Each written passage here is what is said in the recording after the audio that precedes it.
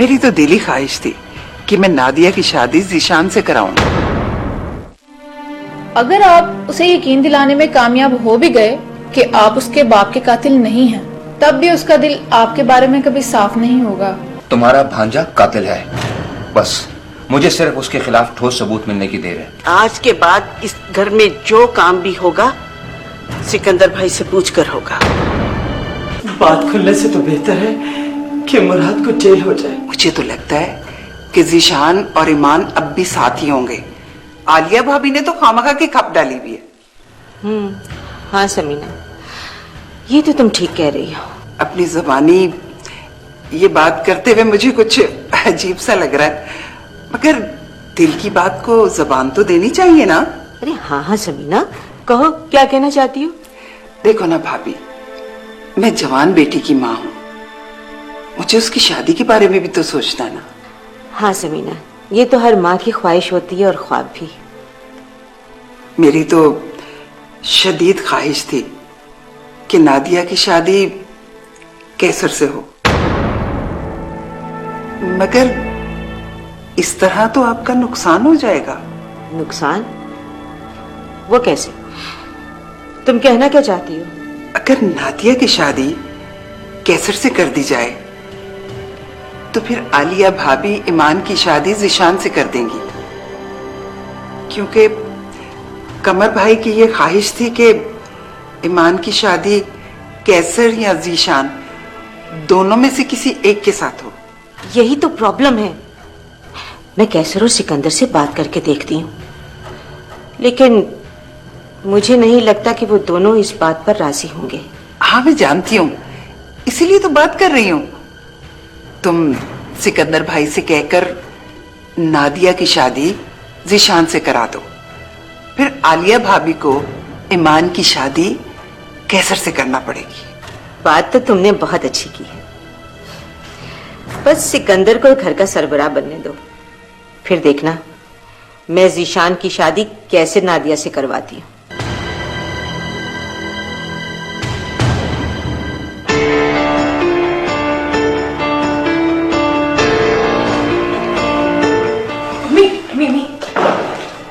आपने कुछ सुना? क्यों? ईमान किसी के साथ भाग गई है? ओहो मी, क्या हो गया? ईमान ने भला किसके साथ भागना है? अरे तो फिर क्या हो गया? ईमान ने आलिया मुमानी की बात मानने से इनकार कर दिया है। कौन सी बात? कैसर के साथ शादी करने से या जीशान के साथ? नहीं नहीं, बड़ी मुमानी ने मामू सिकंदर को घर का सरबराह बनाने का फैसला किया था। ईमान ने सिकंदर को घर का सरबराह मानने से इनकार कर दिया? हाँ मी। आए मैं सदके, मैं कुर्बान जाऊं अपनी बच्ची के। जिंदगी में पहली बार तेरे मुंह से कोई अच्छी बात सुनने को मिली है। अम्मी, लेकिन एक बुरी बात भी है। पता था मुझे, इस मुश्किल में तू सारी अच्छी बातें कर ही नहीं सकती। अब बुरी बात क्या है वो भी बता दे मुझे। ईमान ने सारा कारोबार कैसर के हवाले करने से इनकार कर दिया है। उसने कहा है कि वो सारा कारोबार खुद संभालेगी। और अम्मी, मुझे लगता है कि वो कैसर से अब शादी भी नहीं करेगी। ये तो बहुत अच्छी बात है। जा, तू चाय के बहाने जाके देख के आ, कैसर आ गया अपने कमरे में। आ गया तो जाके ना कान से पकड़ के उसे कमरे से बाहर निकाल देना। बेवकूफ अहमद कहेंगी। ओहो अम्मी, गुस्से क्यों हो रही हैं आप? मैंने कोई गलत बात की है? जाके उसके दिल का हाल मालूम कर। मैं तेरी शादी उससे करा के ना, पूरी नहीं तो आधी जायदाद की मालिक तो बन सकती हूँ। हाँ अम्मी, ठीक कह रही है, मैं भी जाती हूँ। चलो, एक परेशानी तो खत्म हुई। सिकंदर अब इस घर का सरबराह नहीं बनेगा। ये चाहते ये रंजिशी।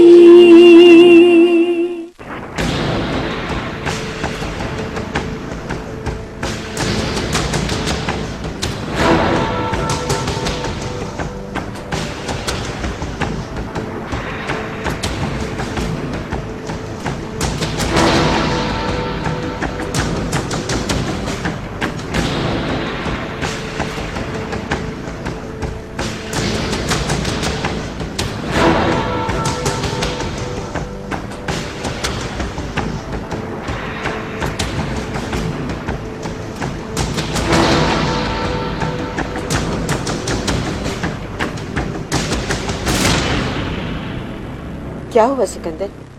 आप सेट लग रहे हो। बिखर गए, सारे ख्वाब बिखर गए, सारी तदबीरें उलट हो गई। अरे कुछ बताएंगे भी या मुझे परेशान किए चले जाएंगे? तुम्हें कुछ बताने की जरूरत है भला? क्या ख्वाब देखे थे तुमने? सोचा क्या था तुमने भला? ख्वाब तो लामहदूद है और आसमानों को छूने की ख्वाहिश है। वो तो अब पूरे नहीं हो सकते। क्या आलिया भाभी ने ईमान का रिश्ता जीशान से कर दिया है? यही समझ लो। मैं ऐसा नहीं होने दूंगी, चाहे इसके लिए मुझे कुछ भी करना पड़े। अभी कुछ नहीं हुआ। आलिया भाभी ने तो मुझे घर का सरबराही बना दिया था। तो फिर? ईमान ने आलिया भाभी का फैसला मानने से इनकार कर दिया। इनकार?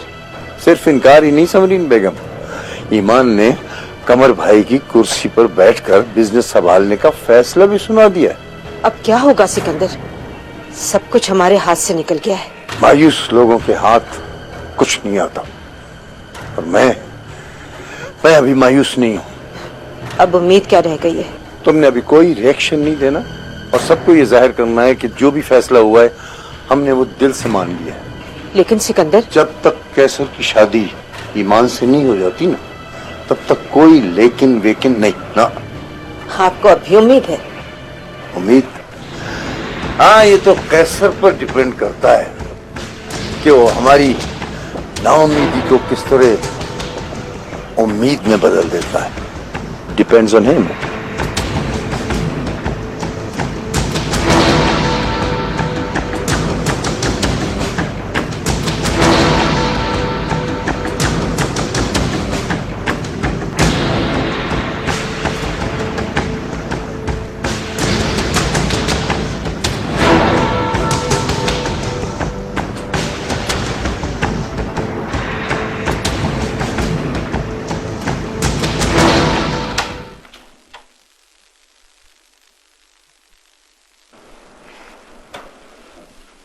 मैंने तो चाय करने कहा था। चाय और चाहत कहने और कहलवाने की मोहताज नहीं होती कैसर।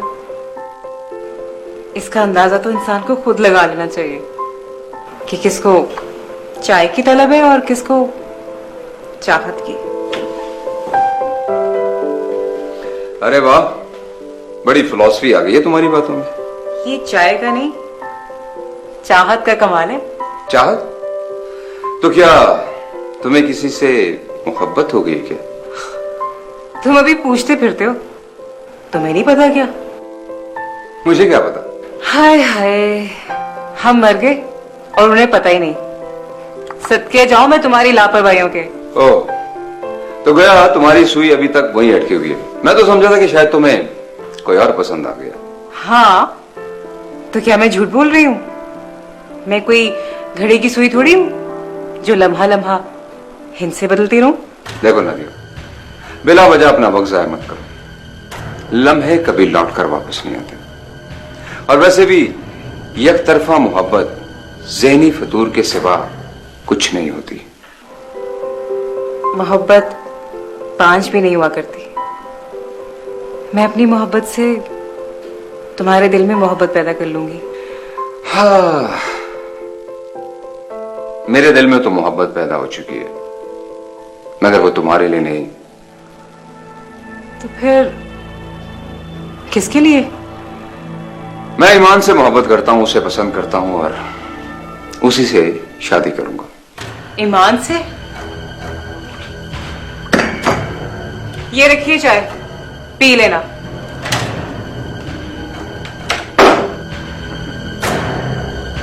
Silly girl.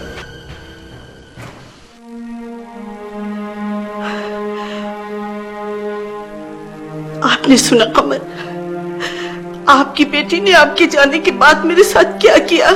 सबके सामने मेरा फैसला रद्द कर दिया। ये दिन देखने के लिए आप मुझे अकेला छोड़ गए थे। मुझे क्यों अकेला छोड़ गए? अपने साथ क्यों नहीं लेकर गए? क्यों नहीं लेकर गए?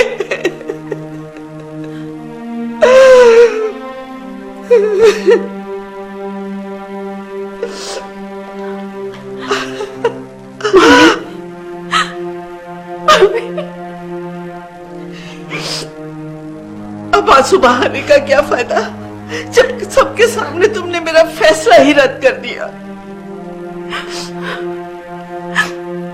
आप नहीं समझ सकती मम्मी, आप जिस कदर भोली और मासूम हैं,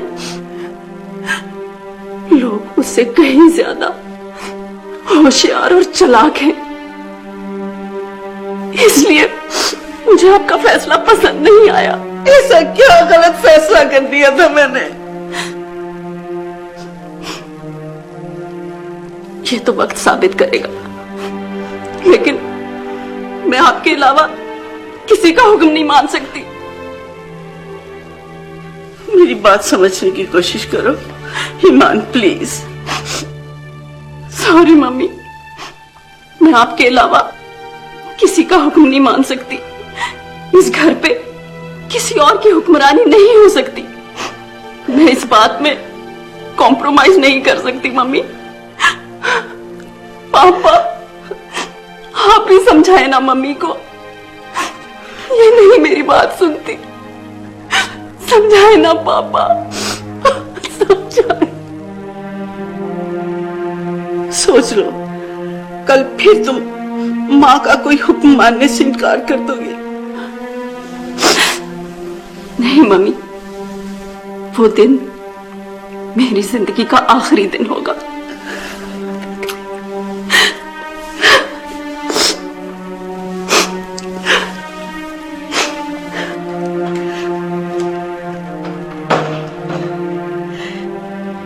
देखा कमर, तुम्हारी बेटी अपनी उम्र से ज्यादा समझदार हो गई है। ये चाहते ये रंजिशी रंजिशी।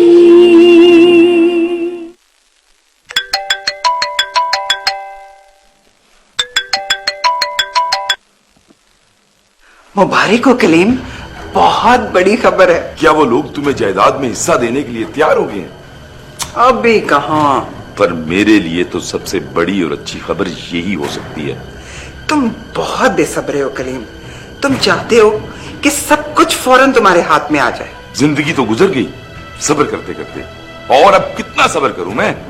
जिंदगी सब्र करने वालों को नहीं, मेहनत करने वालों को सिला देती है। तुमने तो सारी जिंदगी सब्र किया, दूसरों के हाल पे नजर रखी है और खुद कुछ नहीं किया। अच्छा अच्छा, मुझे नसीहतें मत करो। वो बात बताओ जिसके लिए तुमने मुझे फोन किया। मैंने ऐसा चक्कर चलाया है कलीम कि सिकंदर भाई को घर का सरबराह नहीं बनने दिया। चलो, एक टेंशन तो खत्म हुई। अब मैं तुम्हें बताता हूं कि तुमने क्या करना है।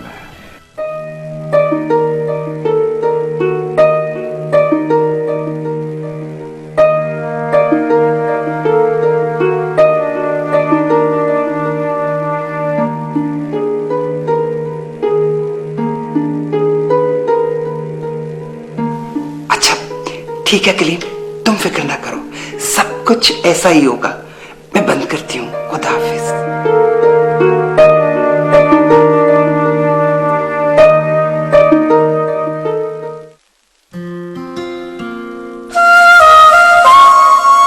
मेरे पापा के कातिल तुम हो। तुम्हारी चुप ने मेरे शक को यकीन में बदल दिया है। मैं तुम्हारी सारी जिंदगी सजा बना दूंगी। वो आपको 1001 बातें सुना कर गई हैं और आपने उनकी एक भी बात का जवाब नहीं दिया।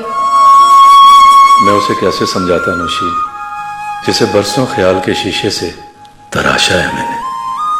मैं उसे अपनी बेगुनाही का यकीन कैसे दिला सकता था जब वो नफरत की एक इंतहा पर खड़ी थी और मैं मोहब्बत की दूसरी हद पर।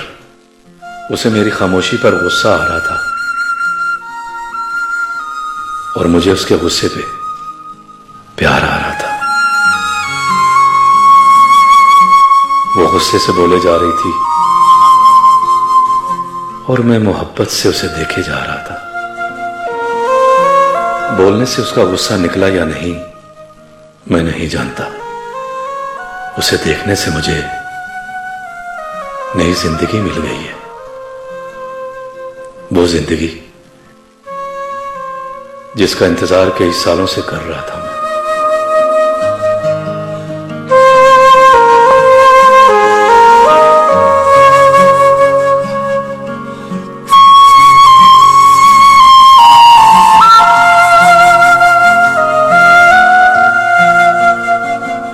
यकीन था जब तुम्हें मेरी बेगुनाही का पता चलेगा तो तुम दौड़ी चली आओगी। मुझे मालूम था खामोशी की जुबान में बड़ी ताकत होती है। सच चुप रह के भी अपना आप मनवा लेता है। इसे किसी किस्म की वजाहत की जरूरत नहीं होती। ईमान, तुम्हें पता चल गया ना कि मैं बेकसूर हूं। मैं मोहब्बत करने वाला इंसान हूं। अपनी जान तो दे सकता हूं पर किसी की जान ले नहीं सकता। तुम चुप क्यों हो? बोलो ना। उस दिन तुम बोले जा रही थी और मैं चुप था। आज मैं बोल रहा हूं और तुम चुप हो। बोलो। खामोशी बाजों का बहुत सारी गलतफहमियों को जन्म दे देती है। मुराद, मुराद, क्या हुआ बेटा? मामू आप? हाँ, मैं। अल्लाह ना करे मेरे ख्वाब की ताबीर ऐसी निकली। बेटा तुम जागती आंखों से कौन से ख्वाब देख रहे हो? वो कुछ नहीं मामू, कुछ नहीं।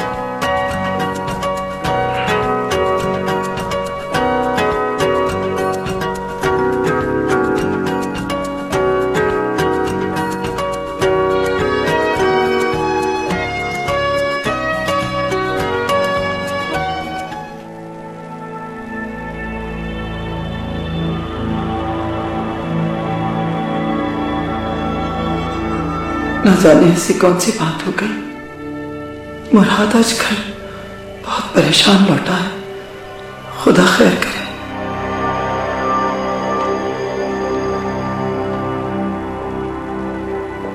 क्या हुआ मुनव्वर? पता नहीं आपा, मुराद अपने कमरे में बैठा अजीब अजीब बातें कर रहा है। मगर किससे? यही तो अजीब बात है। मुझे तो खुद समझ नहीं आ रही कि किसके साथ बातें कर रहा है। तुम्हारा दिमाग तो नहीं खराब हो गया मुनव्वर? मुझे भी यही लगता है आपा कि मेरा दिमाग खराब हो गया है, या फिर खुदा ना खास्ता। क्या कह रहा था? तुम्हें तो पता चल गया ना, मैं बेकसूर हूं। मैं जान दे तो सकता हूं लेकिन किसी की जान ले नहीं सकता। तुम्हें पता चल गया ना? बोलो, तुम खामोश क्यों हो? कुछ बोलो। ओहो मुनव्वर, वो ये सारी बातें तुमसे कर रहा होगा। तुमने उसे जवाब क्यों नहीं दिया? वो ये समझ रहा होगा कि सारा वाली बात से तुम अभी तक उससे नाराज हो। नहीं आपा, आप माने ना माने, बात कुछ और है। आज मुराद ऑफिस से बहुत परेशान वापस आया है। अच्छे इंसान की निशानी यही होती है कि किसी की जान लेना तो दूर की बात, उस पर ऐसा वैसा कोई इल्जाम भी आ जाए ना तो वो बर्दाश्त नहीं कर सकता। बात तो सच है आपा, लेकिन मैंने जो हालत मुराद की देखी है वो उधर इशारा नहीं करती।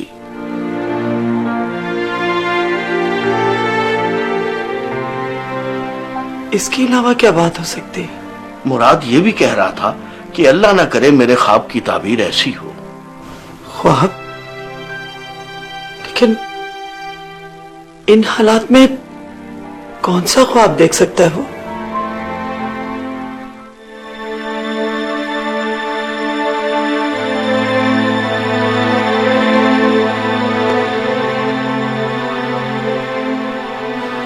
ओहो, अगर तुम मुझे बता देती तो बड़ी ममानी को इतना गुस्सा ना आता।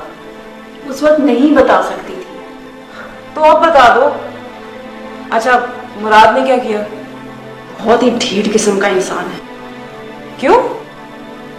ऐसा क्या किया उसने? मैंने क्या कुछ नहीं कहा उससे।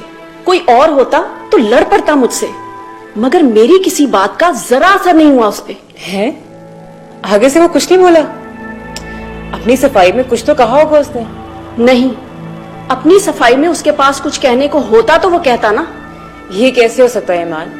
झूठे से झूठा इंसान भी अपनी सफाई में कुछ ना कुछ तो कहता ही है। मगर वो बोलने की बजाय पागलों की तरह मेरा मुंह देख रहा था, जैसे जिंदगी में पहली बार लड़की देखी हो। तो ऐसी खूबसूरत लड़की पहले कहाँ देखी होगी बेचारे ने? बेचारा? बेचारा कह रही हो तुम उसे? वो मुझे निहायती मकार और बहुत ही बेशर्म लगा है। मुझे तो लगता है कि तुमने उसे बोलने का मौका ही नहीं दिया, वरना अपनी सफाई में कुछ ना कुछ तो कहता वो। इंसान के अंदर सच हो तो उसे मौके की जरूरत नहीं पड़ती। सच आग पे रखे हुए दूध की तरह होता है, खुद ब खुद उबल पड़ता है। मुझे लगता है उसके अंदर चोर है। अगर ईमान ऐसा ना करती तो ये सब कुछ हमारे हाथ से निकल जाना था। अगर नादिया की शादी जिशान से हो जाती है तो फिर आलिया भाभी मजबूर हो जाएंगी ईमान की शादी कैसर से करने के लिए। कमर साहब की बेटी मेरे ऑफिस आई थी। छुप कर तो जुर्म और गुनाह किया जाता है। किसी को पसंद करना कोई चोरी नहीं, फिर मैं ऐसा क्यों करूंगी? तुम्हारी परेशानी की वजह ना तो कैसर है ना कमर इब्राहिम की मौत।